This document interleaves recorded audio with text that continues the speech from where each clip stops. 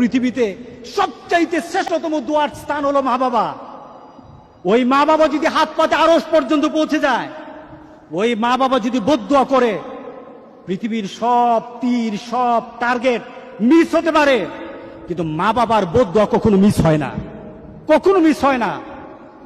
আর সন্তান মা বাবার জন্য যখন দোয়া করে, পৃথিবীর কোন হুজুর, পৃথিবীর কোন বুজুর্গ ব্যক্তির দোয়া কবুলের ব্যাপারে সন্দেহ থাকতে পারে, কিন্তু সন্তান যখন মা বাবার জন্য দোয়া করে, এই দোয়া আল্লাহ ফেলে দেয় না। সুবহানাল্লাহ। কারণ মা বাবার এই দোয়াটা শিখিয়ে দিয়েছেন আল্লাহ সুবহানাহু ওয়া তাআলা, রব্বির হামহুমা কামা রব্বায়ানি সাগীরা। আপনি কবরে থাকবেন, আপনি প্রত্যেক নামাজে আপনার সন্তান দোয়া করবে আপনার জন্য, রব্বির হামহুমা কামা রব্বায়ানি সাগীরা। পড়েন, মা বাবার জন্য দোয়া করেন প্রতি নামাজে বলেন মা বাবার জন্য, রব্বির হামহুমা কামা